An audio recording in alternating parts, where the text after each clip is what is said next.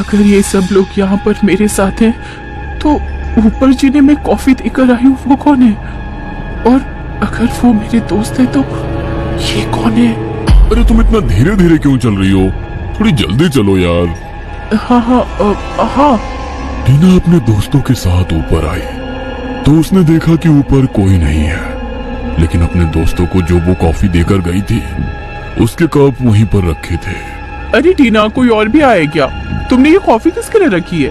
अरे रखी है नहीं, रखी थी, कब तो खाली है। यह सुनकर टीना के होश उड़ गए, लेकिन उसने किसी को कुछ नहीं बताया। उसने वो कप वहां से उठाए और कांपते हुए हाथों से उन्हें वहां से लेकर किचन में चली गई। मुझे तुम्हारी तबीयत कुछ ठीक नहीं लग रही, लाओ मैं तुम्हारी कुछ हेल्प करा देती हूँ। नहीं मुझे कुछ नहीं हुआ, मैं बिल्कुल ठीक हूँ। तुम जाओ, मैं बस अभी तुम लोगों के लिए कॉफी लेकर आती हूँ। ओके। टीना और वृंदा बाहर सबके लिए कॉफी लेकर आए। तभी आयुष ने अपने बैग से कुछ बोतल्स निकाली। अरे यार, तुम लोग भी कितने बोरिंग हो। न्यू ईयर की पार्टी में कोई कॉफी पीता है क्या? असली चीज तो मेरे पास है। ये सब तुम ही पियो, हमारे लिए तो यही ठीक है। आयुष और साहिल बैठकर ड्रिंक कर रहे थे और लड़कियां अपनी पार्टी एंजॉय कर रही थी। टीना ने सॉन्ग्स प्ले किए तो सब डांस करने लगे। तभी वृंदा के फोन पर उसके बॉयफ्रेंड की कॉल आई। हेलो, म्यूजिक बहुत लाउड है, आवाज नहीं आ रही। यार थोड़ी देर ये म्यूजिक बंद करो ना, कॉल आई है। अरे यार, इसे आज के दिन भी चैन नहीं है क्या? हम म्यूजिक बंद नहीं करने वाले, बाहर जाकर बात कर लो। हाँ ठीक है, मैं बालकनी में जाकर बात कर लेती हूँ। अरे यार नहीं, बालकनी में जाकर तुम बात नहीं कर सकती, अभी बाहर पेंट हुआ है ना, तो बालकनी में बहुत सारा सामान पड़ा है। तुम किचन में चली जाओ।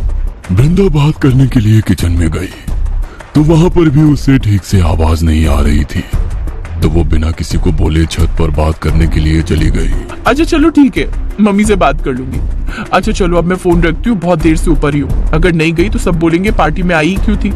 वृंदा ऐसा बोलकर कॉल कट करने ही वाली थी कि तभी वो नीचे जाने के लिए छत के पिछले हिस्से की तरफ मुड़ी।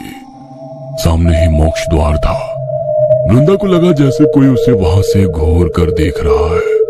एक पल के लिए वृंदा मोक्ष द्वार के बारे में बिल्कुल ही भूल गई और ध्यान से नीचे की तरफ देखने लगी कि कौन उसे घूर रहा है। तभी उसने देखा कि मोक्ष द्वार के सामने एक औरत खड़ी है। उसने व्हाइट कलर का गाउन पहना है। पहले तो वृंदा को लगा कि वो कोई आम औरत है, लेकिन जब उसने उसे ध्यान से देखा तो उसके पैरों तले से जमीन ही खिसक गई। उसका चेहरा पूरी तरह से जला हुआ था, हाथों का मांस भी लटक कर नीचे आया हुआ था।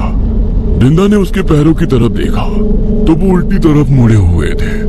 वो बार बार अपनी गर्दन को घुमाते हुए वृंदा को ही देख रही थी। उसे देखकर वृंदा के होश उड़ गए और डर के मारे फोन उसके हाथ से नीचे गिर पड़ा। तभी पीछे से उसके कंधे पर किसी ने हाथ रखा तो डर के मारे उसकी चीख निकल गई। अरे क्या हो गया वृंदा, इस तरह चिल्ला क्यों रही हो? मैं हूँ, तुम तो इस तरह चिल्ला रही हो जैसे तुमने कोई भूत देख लिया हो। टीना की बात सुनकर वृंदा और ज्यादा डर गई और बिना कुछ बोले वहां से सीधे नीचे चली गई। अरे इसे क्या हो गया? और ये क्या? ये तो वृंदा का ही फोन है, लगता है फिर से इसकी लड़ाई हो गई। टीना उसका फोन उठाने के लिए नीचे झुकी, तभी रेलिंग के बीच के गैप से उसकी नजर बाहर चली गई और उसने भी वही देख लिया जो अभी अभी थोड़ी देर पहले वृंदा ने देखा था। वो समझ गई कि वृंदा बिना कुछ बोले वहां से क्यों चली गई, लेकिन डर के मारे उसके पैर वहीं जम गए। मोक्ष द्वार के सामने खड़ी उस भयानक आत्मा ने टीना की ओर मुस्कुराकर देखा और वो अपनी हड्डियों को मरोड़ती हुई आगे की ओर बढ़ने लगी। वो नजारा इतना भयानक था कि टीना की आंखें फटी की फटी रह गई। उसने हिम्मत करके वृंदा का फोन उठाया और आओ ताओ देखे बिना ही सीधे सीढ़ियों से भागती हुई नीचे गई और फ्लोर के गेट को लॉक कर दिया। वो बुरी तरह हाँफ रही थी। भरी सर्दी के मौसम में भी उसका पूरा शरीर पसीने से भीग चुका था। वो अचानक वृंदा पर चिल्लाई, तुम जानती थी ना कि ऊपर क्या है, उसके बाद भी मुझे नहीं बताया और खुद भागते हुए नीचे आ गई। Shame on you. मुझे माफ कर दो टीना, मैं इतनी ज्यादा डर गई थी कि कुछ बोल ही नहीं पाई। मुझे नहीं पता था कि यहाँ पर ऐसा कुछ होता है, वरना मैं ऊपर जाती ही नहीं। अरे क्या हो गया? ये क्या बातें कर रही हो तुम दोनों? वो सब मैं बाद में बताऊंगी तुम्हें, लेकिन अभी चेक करो कि कोई खिड़की या दरवाजा खुला तो नहीं है, और ये म्यूजिक बंद करके दुर्गा चालीसा या हनुमान चालीसा लगाओ प्लीज। अच्छा ठीक है, मैं दुर्गा चालीसा लगाता हूँ। साहिल, तुम जाकर सारी खिड़कियां चेक कर लो। हाँ ठीक है। साहिल ने जाकर देखा तो सारी खिड़कियां बंद थी और फ्लोर का डोर भी टीना ने लॉक कर दिया था। आयुष बहुत देर तक दुर्गा चालीसा चलाने की कोशिश कर रहा था, लेकिन वो प्ले ही नहीं हुई। अरे क्या हुआ, तुम दुर्गा चालीसा क्यों नहीं चला रहे हो? अरे यार, मैं तो बहुत देर से चलाने की कोशिश कर रहा हूँ, लेकिन ये प्ले ही नहीं हो रही। सिर्फ यही नहीं, हनुमान चालीसा भी प्ले नहीं हो रही। मुझे यहाँ पर रहने आना ही नहीं चाहिए था, बहुत बुरी फंस गई मैं तो यहाँ पर आकर। देखो, जब तक सुबह नहीं हो जाती तब तक कोई भी यहाँ से कहीं नहीं जाएगा, और ना ही घर का कोई खिड़की या दरवाजा खुलेगा। घर में गंगा जल रखा है तो मैं घर में छिड़काव कर देती हूँ। अरे लेकिन कोई बताएगा कि हुआ क्या? प्लीज अभी मत पूछो। उन दोनों की हालत देखकर सब इतना तो समझ गए थे कि कुछ ना कुछ अजीब जरूर हुआ है। टीना कमरे में गंगा जल की बोतल लेने गई, लेकिन जैसे ही उसने बोतल खोली तभी अचानक वो उसके हाथ से गिर गई और सारा गंगा जल वहीं पर बह गया। ओह नो, एक ही चीज थी बचाव के लिए, वो भी गिर गई। अब क्या करूं? वो रात तो टीना की उस घर में अच्छी तरह बीत गई। पूरी रात सब दोस्त साथ ही थे, बाकी सब तो आराम से सो गए, लेकिन टीना और वृंदा ने जो देखा उसके बाद वो दोनों सो ही नहीं पाई। सुबह हुई तो सबको कॉलेज जाना था। अरे टीना, तुम अभी तक कॉलेज जाने के लिए रेडी नहीं हुई? नहीं, मैं आज यहाँ से अपना सारा सामान लेकर कहीं दूसरी जगह शिफ्ट करूंगी, पैकिंग करूंगी। तुम बता रहे थे ना तुम्हारे बाजू वाला फ्लैट खाली हो गया है, तो वहीं पर आ जाऊंगी। अच्छा ठीक है। सब वहां से कॉलेज चले गए और टीना अपना सामान पैक करने लगी। पूरे दिन लगाकर उसने सारा सामान पैक किया। सर्दियों के दिन थे तो अंधेरा जल्दी हो गया।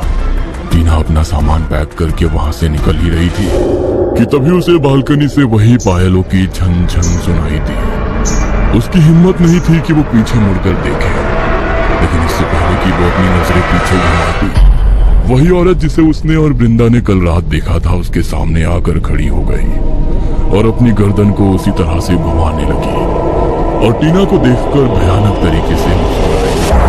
डर के मारे टीना अपने कदम पीछे लेने लगी, तभी टेबल से उसका पैर टकराया और वो नीचे गिर गई। नहीं नहीं नहीं नहीं, आज तो टीना तुम्हारे बाजू वाले फ्लैट में शिफ्ट होने वाली थी ना। अब तक तो उसने सारी पैकिंग कर ली होगी, तो चलो उसके घर चलते। वैसे भी उसने कहा था कि वो एक और रात भी उस घर में नहीं रुकेगी, तो चलो चलते हैं, शिफ्टिंग में उसकी मदद कर देंगे। हाँ, लेकिन एक बार उससे कॉल करके पूछ तो लो, क्या पता अभी तक पैकिंग ना हुई हो। ठीक है, एक बार कॉल करके पूछ लेता हूँ। आयुष ने टीना को कॉल किया और टीना ने कॉल पिक नहीं की। उसने उसे कई बार कॉल किया, लेकिन टीना ने कोई रिस्पॉन्स नहीं दिया। ऐसा तो कभी नहीं होता कि इतनी बार कॉल करने के बाद भी टीना कॉल ना उठाए। एक बार उसके घर पर ही चलते हैं ना। अरे कॉल नहीं उठा रही है तो बिजी होगी ना, और बार बार ऐसे किसी के घर पर जाना ठीक नहीं है। कल कॉलेज आएगी तब बात कर लेना, और अगर उसे हेल्प चाहिए होगी तो वो खुद बोल देगी। या वृंदा इज राइट, वैसे भी अंधेरा हो गया, अपने घर ही चलते हैं। उन्हें लगा कि शायद टीना बिजी होगी, लेकिन वृंदा कहीं ना कहीं समझ रही थी कि कुछ ना कुछ अजीब हुआ है, लेकिन फिर भी डर के मारे वो टीना के घर नहीं जाना चाहती थी। इसलिए उसने बाकी सबको भी जाने के लिए मना कर दिया। अगले दिन सब कॉलेज आए, लेकिन टीना कॉलेज नहीं आई। अरे, कल टीना ने कॉल भी रिसीव नहीं की और कॉल बैक भी नहीं की, और आज वो कॉलेज भी नहीं आई। कहीं उसकी तबीयत तो खराब नहीं हो गई? हमें आज कॉलेज के बाद उसके घर चलकर देखना चाहिए। सब कॉलेज के बाद टीना के घर जाने के लिए रेडी हुए, लेकिन वृंदा ने जाने के लिए मना कर दिया। यार तुम सब जाओ, आज मुझे कुछ जरूरी काम है तो मैं नहीं आ पाऊंगी। ओके। कनक, साहिल और आयुष टीना के घर पहुंचे। उन्होंने बहुत देर तक गेट नॉक किया, लेकिन टीना ने दरवाजा नहीं खोला, तो उनको टीना की और ज्यादा चिंता हुई। यार, कुछ तो गड़बड़ है। गेट अंदर से लॉक है, इसका मतलब टीना अंदर ही है, लेकिन वो गेट क्यों नहीं खोल रही? लैंडलॉर्ड के पास कॉल करना पड़ेगा, एक्स्ट्रा चाबी से गेट खोलना पड़ेगा। इतना कहकर वो सब वहां से जाने लगे। तभी गेट अपने आप खुल गया। अरे अब अपने आप ये गेट कैसे खुल गया? लगता है जाम हो गया होगा। चलो ऊपर चलते हैं। वो तीनों ऊपर गए तो फर्स्ट फ्लोर का गेट खुला हुआ था। उन्होंने टीना को आवाज लगाई, लेकिन बदले में कोई जवाब नहीं आया। टीना का सारा सामान तो यहीं पर है, इसका मतलब वो भी यहीं पर होगी, लेकिन कुछ रिस्पॉन्स क्यों नहीं दे रही? तभी उन सबको एक बड़ी ही अजीब सी आवाज सुनाई दी, जैसे लगातार कोई दीवार में आवाज कर रहा हो, ठक ठक ठक। ये कैसी आवाज है और ये आवाज आ कहां से रही है? मुझे कुछ ठीक नहीं लग रहा यार। मुझे लग रहा है कि टीना किसी प्रॉब्लम में है, जल्दी से उसे ढूंढो। उन सब ने टीना को सब कमरों में ढूंढा, लेकिन वो किसी कमरे में नहीं मिली। तभी आयुष ने ध्यान से उस आवाज को सुना। वॉशरूम, हमने वॉशरूम में चेक नहीं किया। वो तीनों दौड़ते हुए वॉशरूम की तरफ गए, और जैसे ही उन्होंने वॉशरूम का दरवाजा खोला तो उनके पैरों तले से जमीन खिसक गई। टीना बाथटब में उन सब की तरफ पीठ करके बैठी हुई थी और लगातार अपने सर को सामने की दीवार पर बार बार मार रही थी। पानी से भरा बाथटब पूरी तरह से उसके खून से लाल हो चुका था, और उसके बाद भी वो लगातार अपने सर को बार बार दीवार में मारे जा रही थी। Oh my god! Tina, Tina! Ayush ने जैसे ही टीना को आवाज लगाई तो वो अचानक शांत हो गई। उसने अपने सर को दीवार में मारना बंद कर दिया। तभी फिर से आयुष ने उसे आवाज लगाई। टीना, आखिर ये क्या कर रही हो तुम? टीना, टीना! इस बार आयुष की आवाज पर टीना पीछे मुड़ी तो उसकी हालत देखकर उन तीनों के रोंगटे खड़े हो गए। उसका पूरा चेहरा खून से सना हुआ था, सर का मांस बाहर को निकल कर आ चुका था, लेकिन फिर भी वो उन्हें देखकर मुस्कुरा रही थी। उसकी ऐसी हालत देखकर उन तीनों की आत्मा मानो उनके शरीर से निकल गई हो। आज से पहले उन्होंने कभी अपनी जिंदगी में ऐसा खौफनाक दृश्य नहीं देखा था। वो उठकर उन तीनों की ओर बढ़ने लगी। डर के मारे उन तीनों की सांसें तेज हो गई। तभी बाथटब से बाहर निकलते हुए टीना का पैर फिसला और वो बाथटब में ही गिर पड़ी। पकड़ो इसे और हॉस्पिटल लेकर चलो। इसकी हालत बिल्कुल भी ठीक नहीं है। अगर ये और थोड़ी देर यहाँ पर रही तो पता नहीं हम इसे बचा भी पाएंगे या नहीं। उसकी हालत देखकर तीनों बहुत घबराए हुए थे। उन्होंने उसे उठाया और जल्दी से हॉस्पिटल लेकर गए। उसकी ऐसी हालत देखकर डॉक्टर भी घबरा गए और उसे इमरजेंसी वार्ड में शिफ्ट कर दिया। कुछ देर बाद डॉक्टर बाहर आए। वो ठीक तो है ना डॉक्टर? उसे कुछ हुआ तो नहीं है? ठीक तो है, लेकिन समझ में नहीं आ रहा कि आखिर इसने खुद अपनी ऐसी हालत कैसे की। ऐसा केस तो मैंने पहली बार देखा है। और इसकी फैमिली कहाँ है? सर वो तो यहाँ नहीं रहते। हम सब लोग अपने मास्टर्स के लिए यहाँ पर आए हैं और फैमिली से अलग रहते हैं। अच्छा, लेकिन इसकी फैमिली को इन्फॉर्म करो और यहाँ पर बुलाओ, क्योंकि इसे अकेले छोड़ना बिल्कुल भी ठीक नहीं है। अगर इसने फिर से एक बार और ऐसा कर लिया तो इसे बचाना बहुत मुश्किल हो जाएगा। हाँ, हम आज ही इसकी फैमिली को इन्फॉर्म कर देंगे सर। डॉक्टर वहां से चले गए और आयुष ने टीना के फोन से उसके घर पर फोन किया और उसके घर वालों को बताया कि टीना की तबीयत बहुत खराब है। ये सुनकर उसकी माँ और पिताजी उसी दिन बेंगलोर आ गए। कुछ दिन बाद टीना को हॉस्पिटल से छुट्टी मिली। उसके मम्मी पापा उसे लेकर उसी घर में आ गए। वृंदा के अलावा किसी को भी नहीं पता था कि उस रात उनके साथ क्या हुआ था, लेकिन फिर भी उसने किसी को कुछ नहीं बताया।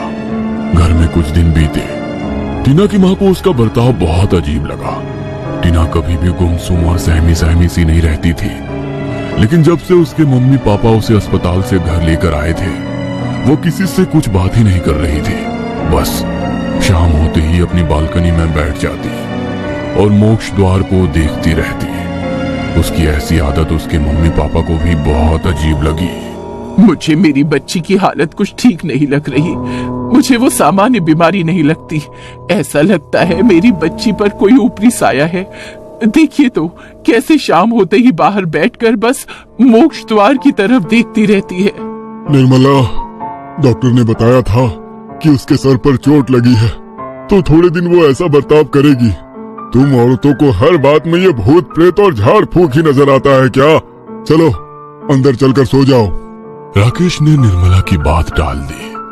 निर्मला ने टीना को बालकनी से उठाया और उसे उसके कमरे में सुला दिया और वो दोनों भी अपने कमरे में सोने चले गए। उनकी आंख लगे अभी कुछ देर ही हुई थी कि तभी निर्मला के मन में कुछ बेचैनी सी हुई।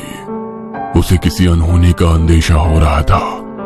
वो अपने बिस्तर पर उठकर बैठ गई। पता नहीं इतना अजीब क्यों लग रहा है आज मुझे। ऐसा लग रहा है कि कुछ बहुत बुरा होने वाला है। मैं यहाँ पर नहीं सोऊंगी, टीना के कमरे में जाकर सोती हूँ। लगता है उसकी चिंता की वजह से मुझे नींद नहीं आ रही। उसके पास जाकर लेटूंगी तो मन में सुकून रहेगा। निर्मला टीना के कमरे में जाने के लिए उठी, तभी उसे जोर से प्यास लगी। वो पानी पीने के लिए किचन में गई, लेकिन जैसे ही उसने पानी की बोतल निकालने के लिए फ्रीज खोला तो उसे लगा कि कोई अभी अभी वहां से भागता हुआ टीना के कमरे की तरफ गया है। वो जल्दी से फ्रीज बंद करके टीना के कमरे की तरफ भागी, लेकिन टीना अपने कमरे में नहीं थी। टीना? इतनी रात को ये टीना कहाँ पर चली गई? निर्मला टीना को देखने के लिए कमरे से बाहर जा ही रही थी कि तभी उसे बालकनी से किसी के हंसने की आवाज सुनाई दी। उस आवाज को सुनकर वो भी एक बार को डर कर रह गई, लेकिन उसे लगा कि शायद टीना बालकनी में है, तो वो उसे देखने के लिए बालकनी की तरफ गई तो उसके होश उड़ गए। टीना बालकनी की रेलिंग पर चल रही थी और अपने चेहरे पर अपना हाथ रखकर अपनी हंसी को दबा रही थी। अपनी आंखों के सामने वो नजारा देखकर निर्मला की रूह कांप गई। टीना, टीना बेटा, ये क्या कर रही हो तुम? देखो बेटा, तुम नीचे गिर जाओगी। मेरा हाथ पकड़ो और नीचे आ जाओ। आप चाहती हो मैं नीचे आ जाऊं? इस रेलिंग से नीचे? हाँ बेटा, आओ आओ, मेरा हाथ पकड़ो, नीचे आ जाओ। टीना ने हाँ में गर्दन हिलाई और अपने हाथ को अपनी माँ की तरफ बढ़ाया। ठीक है माँ। निर्मला ने टीना की तरफ हाथ बढ़ाया, तभी टीना उसकी ओर देखकर भयानक तरीके से मुस्कुराई और अचानक से पीछे की तरफ मुड़ी और सीधे रेलिंग से नीचे कूद गई। टीना!